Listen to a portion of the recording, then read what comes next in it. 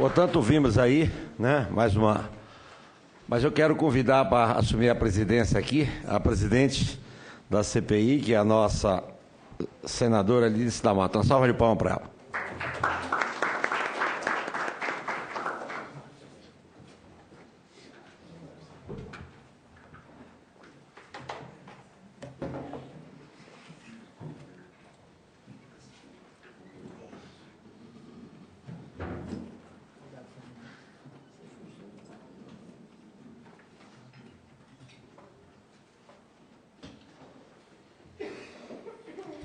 Quero, antes de mais nada, agradecer ao tão dedicado senador Telmário Mota, que me substituiu no início dessa sessão, porque tive que viajar para o interior da Bahia e só pude pegar o voo, o último voo do Estado para cá, que é às 18 horas. Então, eu quero agradecer ao nosso companheiro Telmário, que tem também dado grande contribuição aqui ao nosso trabalho. Agradecer ao senador Lindbergh, nosso relator, que tem acompanhado de perto todas as nossas audiências e todo o nosso trabalho. Quero registrar a presença de Tamara Tarso, secretária executiva do Conselho Nacional de Juventude, de Marcos Silva, membro da Comissão de Acompanhamento de Políticas e Programas do Conselho Nacional de Juventude. E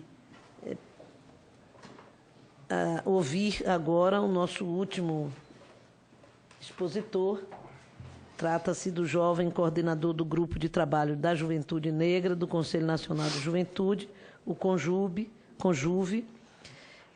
Valmir Júnior. Aliás, o Conjuve é parte integrante dessa CPI, porque, a partir de uma audiência pública que realizamos na Comissão de Direitos Humanos sobre a violência, onde o Conjuve esteve presente e nos apresentou a proposta de formulação dessa CPI. Então, parabenizo também o trabalho do Conjuve na direção de que nós pudéssemos trazer o Parlamento a uma posição de investigar e de participar de forma mais definida, assumindo uma responsabilidade com aquilo que acontece no país em relação à nossa juventude. Com a palavra, Valmir Júnior. Eu não sei quanto tempo foi estipulado, mas imagino que tenha sido o padrão de 15 minutos.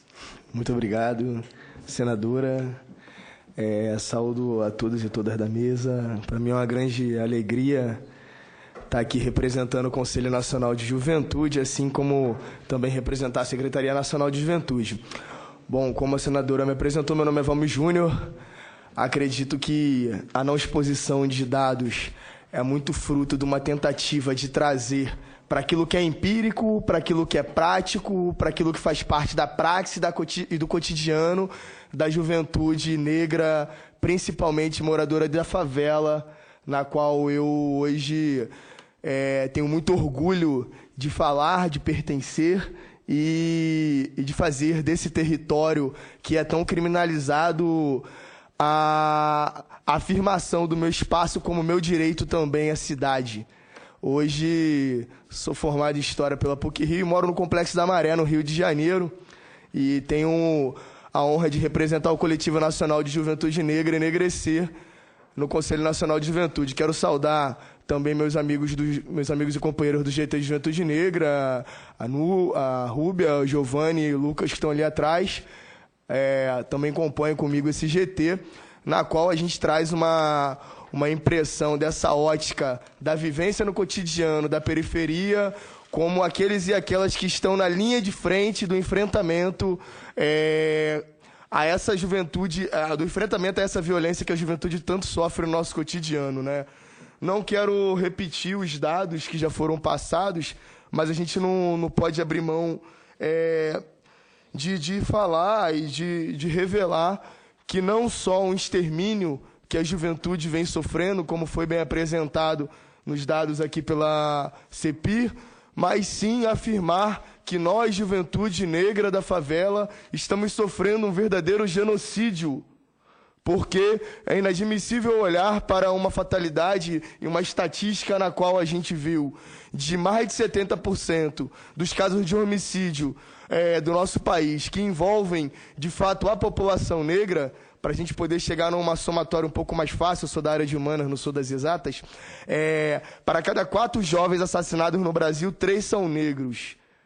Não há como nós não falarmos que existe um genocídio implementado, uma tentativa de invisibilizar um povo que, desde a fundação desse país, desde a colonização dessas terras, é descriminalizado, é excluído socialmente. Não temos como falar do extermínio da juventude no Brasil, do genocídio da população negra, sem falar de tudo aquilo que aqueles e aquelas que são, de fato, a herança histórica desse país sofreram nos tempos da escravidão, sofreram nos tempos da senzala e que sofrem até hoje nas senzalas da favela, nas senzalas dos guetos, nas senzalas das periferias.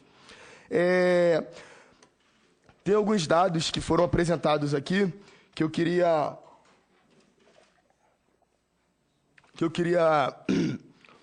reafirmar, que, para além dos 30 mil jovens mortos por ano, e na qual nós compreendemos que 71% dessa população é composta de negros e negros, estamos falando também de um sistema genocida que mata o jovem e desestrutura toda a camada grande da sociedade, né?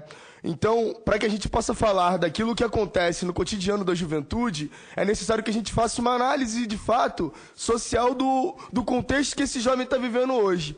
Qual o contexto que a juventude vive hoje que leva ela a ter uma acentuação tão grande com esse impacto da violência no Brasil? Qual é o cotidiano dessa juventude e aonde que essa juventude está hoje que faz com que ela seja tão refém dessa violência? Quais são os mecanismos de políticas públicas que chega de fato de encontro ao encontro dessa juventude que faz com que ela tenha de fato o direito de viver? E direito de viver com dignidade. Hoje a juventude vive cerceada pela violência, não só pela ausência de políticas públicas, como também da afirmação de uma praxe que tem por finalidade de exterminar não só esse jovem, como também toda a estrutura social e cultural que ele vive no seu cotidiano. Queria falar um pouquinho da minha experiência como morador da favela e perceber que... O microfone está desligado, não está? Não? Tá indo aí? Ah, então tá. Desculpa. Falar da minha experiência como jovem da favela, né? Eu que vi aqueles dados e aquelas estatísticas por passar por toda a minha história de vida, vi no meu cotidiano primos, tios, amigos de infância morrerem, serem exterminados por esse sistema que está vigente. Vi muitos amigos meus, inclusive encontrei com um essa semana, que acabou de sair do sistema penitenciário, muitos amigos meus sendo presos, e eu tive a sorte, a felicidade de ser um sobrevivente em meio a tantas estatísticas negativas que envolvem o jovem da favela. O Brasil hoje, ele tem uma alta criminalidade, ele tem uma acentuação muito grande da violência, muito fruto daquilo que é imposto para a sociedade de hoje. Que é o quê? Que é um modelo econômico vigente que faz com que a desigualdade social ela entre numa disparidade tão grande, onde aqueles que têm muitos continuam fazendo manutenção dos seus privilégios em detrimento daqueles que não têm nada.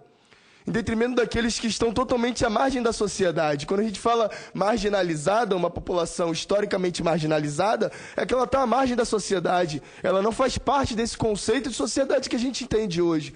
Não tem como eu pegar um jovem que hoje entra em conflito com a lei, um jovem que hoje comete um delito infracional e é julgado pelo sistema como membro dessa sociedade vigente. Porque do mesmo jeito que ele é um sujeito de deveres, ele também é um sujeito de direitos. Direitos que é negado desde o seu nascimento. Direitos esses que são negados desde quando o seu pai ou a sua mãe vai para o mercado de trabalho e não encontra emprego. E quando encontra emprego, esse emprego ele é subalternizado.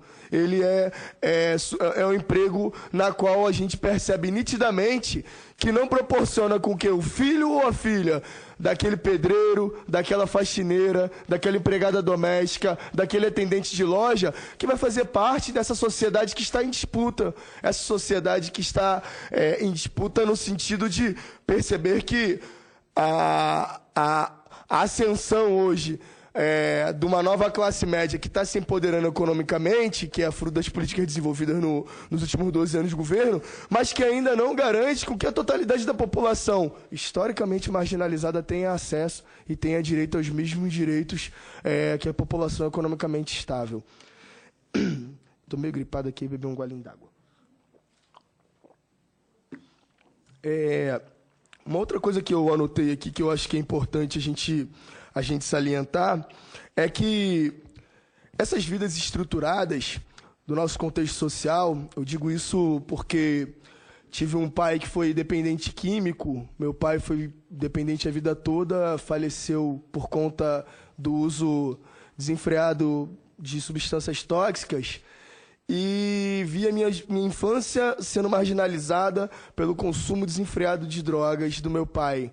O dinheiro que meu pai investia dentro de casa era unicamente para poder fazer a manutenção do arroz e do feijão, porque a nossa feira, dia de domingo, era uma feira às avessas. Ao contrário de toda a população que frequenta a feira e passa pelo centro da feira para escolher o que está à direita e à esquerda, nós passamos pela parte de trás para pegar as sobras. E esse é o cotidiano da juventude, das crianças de hoje e da juventude que está dentro da favela. Vive uma situação economicamente precarizada, uma situação que, infelizmente, não garante com que ele tenha roupas, não garante que ele tenha um telefone, não garanta com que ele tenha tudo aquilo que o modelo econômico vigente impõe para que esse jovem, para que esse adolescente consuma hoje. Hoje existe um impacto direto na acentuação da criminalidade, vindo exponencialmente por uma parcela da juventude que, infelizmente, não tem acesso àquilo que a sociedade está impondo. Quando o papai levava a gente para ir para a feira, era para poder ajudar nas compras, né? Então, eu e minha irmã ia ajudar ele e a gente carregava aquelas bolsas das sobras das comidas que o feirante não vendia. Mamãe, ela teve que trabalhar duramente como auxiliar de limpeza para poder ajudar nas finanças de casa. Só que mamãe, ela tinha um problema cardiovascular, senadora, que impedia com que ela trabalhasse. Ela tinha um entupimento na artéria, que infelizmente ela não podia trabalhar porque desenvolvendo mais estresse, mais desgaste físico, uma nova cirurgia ela tinha que fazer. Só que meu pai ele pegava todo o dinheiro, senadora, e gastava em drogas. O que minha mãe tinha que fazer para botar comida dentro de casa? Trabalhar. Minha mãe foi trabalhar e aos 12 anos, minha mãe, quando eu tinha 12 anos de idade, mamãe teve uma insuficiência cardiorrespiratória, teve uma parada cardíaca dentro de casa, caiu da cama, bateu com a cabeça e veio a ter um óbito depois de 3 dias internadas. Papai faleceu 5 anos depois por causa da dependência química. O jovem da favela hoje, ele vive uma realidade social que é diferente daquilo que a grande mídia passa. A grande mídia ela vai falar de um conceito de família, de um desenvolvimento de uma juventude que está dentro de uma família, na qual tem um estereótipo de reprodução que faz com que esse indivíduo não opte pela vida digna porque ele não quer, que ele não opte por estudar porque ele não quer, que ele não opte por trabalhar porque ele não quer. Isso é mentira. Isso é mentira porque o modelo vigente hoje e a realidade social dentro da periferia revela cada dia mais que essa juventude está marginalizada porque não chega uma assistência pública, não chega direito, não chega para aquele jovem que está dentro da periferia a cultura, não chega educação, não chega saneamento básico. Eu lembro que na favela que eu morava, na Cidade Alta, não tinha água. Depois que eu me mudei para o Complexo Samaré para morar com a minha avó, não tinha saneamento básico. A gente tinha que passar por cima da vala. A vala a céu aberto, esgoto a céu aberto, e nós tínhamos que passar por ali. Quando a gente vai pegar o contexto histórico da juventude que entra em conflito com a lei, ou da juventude que está sendo exterminada hoje, a gente tem que fazer uma análise antropológica sobre qual é a realidade social que esse jovem está vivendo hoje. O que o jovem da favela vive hoje que leva ele a entrar em conflito com a lei? O jovem ele não tem acesso à cultura. A única cultura que ele tem é o funk. E o funk na favela é a cultura. Só que no asfalto ele é criminalizado. Olham para o baile da favela como uma reprodução de um discurso do traficante, uma implementação de poder do traficante, do grande dono da boca de fumo. Isso é errôneo. Porque a molecada que está no baile de favela, ele só quer ter acesso a lazer, coisa que ele nunca teve. A única coisa que tem dentro da favela, Marcílio Dias, no Complexo da Maré, de atrativo para a juventude é um campo de futebol. Mais nada. Mais nada. Então não tem como a gente fazer uma análise sociológica.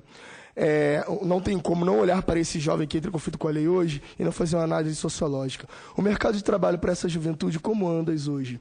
Hoje, jovem preto da favela, que tem uma linguagem coloquial, tem um discurso próprio, tem uma oratória própria, tem uma estética própria, ele não é aceito no mercado de trabalho. A mulher negra hoje, ela vive uma grande ditadura imposta pelo sistema. Uma grande ditadura que impõe a ela um modelo de beleza, onde se ela não se adequar a esse padrão de estética, a esse padrão de beleza, ela não arruma vaga no mercado de trabalho.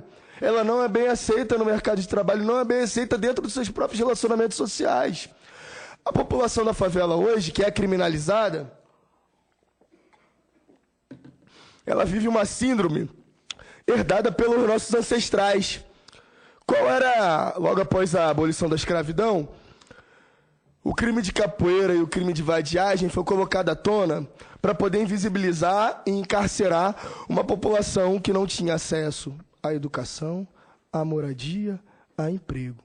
Essa mesma população que foi escravizada, que no mito da abolição da escravatura teve a sua liberdade concedida, não teve liberdade, ela estava escrava do sistema mais uma vez e teve que viver à margem da sociedade, ocupando as periferias, ocupando os morros, para ter pelo menos um lugar para sobreviver. Eu quero falar, e para encerrar aqui e concluir a minha fala, que hoje a criminalização da população negra é fruto do racismo institucional que está tão vigente, que ainda faz a manutenção desse sistema escravocrata que criminalizou a vadiagem e criminalizou a capoeira. Hoje criminaliza o pobre negro. Hoje, o sistema de política pública de segurança, ele criminaliza a juventude negra porque ele olha para o preto andando pela rua e o caracteriza como um indivíduo subversivo. Aquele estereótipo de um meliante que pode causar um perigo para a sociedade. Eu, hoje, jovem negro, andando pelas ruas do Rio de Janeiro, sou parado e sou revistado pela polícia militar sem motivo algum, pelo simples fato de eu ser negro e representar um perigo para a sociedade. Hoje, a criminalização da juventude negra, ele é o reflexo do racismo institucional. Não podemos isentar esse debate. Não podemos deixar de falar que essa mesma população que historicamente foi escravizada, historicamente marginalizada, é a mesma população que está sendo marginalizada hoje. Não podemos deixar de falar que a política de segurança pública do Estado hoje, ela olha para o indivíduo negro e o considera como um indivíduo perigoso para a sociedade. A polícia militar hoje, os modelos de militarização da sociedade, eles apresentam retrocesso. Eles apresentam retrocesso e permite a manutenção de uma polícia que guarda somente a guarda real, que só protege a classe média. É inadmissível que nós devemos pautar uma política de segurança pública que seja desmilitarizada. Porque a gente sabe que a militarização da sociedade ela foi imposta para garantir os privilégios de uma classe social. Essa classe social que hegemonicamente é branca, na sua grande maioria, que faz uso das grandes riquezas da nossa sociedade, que explora a classe trabalhadora, que explora a população marginalizada. E essa mesma polícia militar, que eu fiquei curioso para saber naqueles dados que falava sobre o extermínio, a morte dos policiais negros ali, que não falou da polícia do Rio de Janeiro, né? Fiquei curioso, até comentava aqui com o Dr. Cláudio aqui, sobre onde é que estão os dados da polícia do Rio de Janeiro, que é a polícia que mais mata nesse país. Onde estão os dados que envolvem, de fato, não só a morte dos policiais militares, mas também os homicídios que eles cometem. a falta de preparo da Polícia Militar hoje para poder encarar o problema de segurança pública de hoje. Onde está, de fato, aqueles policiais militares e aquele modelo de segurança pública que tende por finalidade fazer o que fizeram com o Amarildo, com a Cláudia, com os meninos do Cabula, na Bahia, e em tantos outros lugares na qual a gente vê essa mesma população negra sendo exterminada por uma política de segurança pública que faz de conta que nada acontece e joga as contas nos autos da resistência. E faz com que os autos da resistência seja só mesmo mais um artifício para poder encobertar os crimes que se comete. E para encerrar, não tem como a gente não falar do assassinato dos jovens na periferia, sem falar no mito da guerra às drogas, que implementaram dentro do modelo de segurança pública para poder criminalizar o tráfico varejista dentro das comunidades periféricas. Esse mesmo tráfico varejista, que é criminalizado pelo modelo de segurança pública, e que, na verdade, encoberta os grandes traficantes internacionais e nacionais dentro do nosso país, que faz com que a política de segurança pública não invista, de fato, nos grandes tráficos de drogas, que faz com que a política de segurança pública não investigue de fato quem são os grandes traficantes e criminaliza a juventude negra que está traficando dentro da favela. E para encerrar minha fala, vou pegar aqui uma frase que é interessante a gente pensar, né? É que essa juventude que está sendo exterminada, ela mata os seus jovens na melhor fase de vida. O jovem que possivelmente seria economicamente ativo, estaria no seu ápice da sua capacidade criativa, no ápice da sua produção cultural, no ápice do seu desenvolvimento técnico-científico, que teria de tudo para poder estar ingressando no sistema universitário e estar sendo diferencial na sociedade hoje. É importante falar, e aí eu acho que eu encerro a minha fala por aqui, que a militarização da vida do povo da favela, que hoje no Rio de Janeiro sofre os efeitos do processo, entre aspas, de pacificação do nosso Estado, implementa uma ideia tão racista e tão militarizada que transfere para esse jovem negro da periferia, que transfere para esse indivíduo que está sendo uma possibilidade, que está no seu ápice, que está no seu cume de desenvolvimento social, transforma ele no inimigo nacional. Faz com que eu, jovem negro, seja um inimigo para o Estado. E eu queria falar para todos e todas aqui presentes que eu não sou inimigo, eu faço parte desse corpo social, represento, assim como demais companheiros e companheiras, essa sociedade civil que é tão repressora, que é tão humilhante, que constrange tanto a cada um e cada uma, a ponto de, no último carnaval no Rio de Janeiro, uma semana antecedendo o carnaval, eu estava no bairro da Lapa, aproveitando um bloco de carnaval, e a polícia militar se aproximou de mim, porque um jovem negro morador de rua se aproximou para me pedir dinheiro. E eu estava no meio de um bloco, e aquela confusão, e o polícia, encosta aí que eu vou te revistar. Para me revistar, por que não? Você estava conversando com aquele menino ali, ele vende droga aqui na Lapa. Eu falei, não, meu camarada, tudo bem, mas eu não tenho drogas aqui comigo, você pode me revistar. Aí ele, não, tá bem, eu vou te revistar. Ele começou a me revistar, olha, você vai me revistar, tudo bem, pode continuar me revistando. Mas assim como eu sou suspeito, todas essas pessoas que estão aqui no bloco também são suspeitas. Todas elas também foram abordadas por esse mesmo menino que está aqui e que ele pediu dinheiro para todos e todas aqui. E você só vai revistar a mim, né? Você está certo, pode revistar. Ele, rapaz, tu para de ser abusado. Eu não sou abusado, isso eu estou falando, só que eu estou estranhando você me considerar um indivíduo suspeito, sendo que tem um monte de gente aqui do meu lado. Ele, rapaz, você está desacatando a minha autoridade de policial. Eu não, estou te permitindo me revistar. Ele, rapaz, quer saber de uma coisa? Eu vou te levar comigo. Pegou, dobrou meu braço, me levou para o outro lado da rua e me colocou de cara na parede. Nisso as pessoas do bloco viram, né? E o samba parou. E aquele policial me deu uma voz de prisão por ter desacatado a autoridade dele. Eu falei, não. Eu vou acionar agora a Polícia Civil vou exigir que a Polícia Civil incrimine o senhor por abuso de autoridade. Porque eu estou te permitindo a minha revista, sou um cidadão livre como qualquer um e qualquer uma que estão aqui, e não sou um indivíduo suspeito só porque eu sou preto. Não sou um indivíduo suspeito só porque eu sou preto. Não te permito você me caracterizar como um indivíduo subversivo só porque eu sou preto, morador da favela. Ele nem sabia que eu morava na favela, né? Mas pelo fato de eu trazer sobre a minha pele, sobre a minha estética, sobre a minha representação social e cultural, o histórico daqueles e daquelas que são historicamente marginalizados nesse país, eu me tornei um indivíduo subversivo. A importância dessa CPI, do assassinato da juventude, do assassinato de jovens, é poder jogar na cara da sociedade que ela é racista, que ela é genocida e que ela tem um projeto para exterminar o seu futuro. Muito obrigado, boa noite a todos e todas.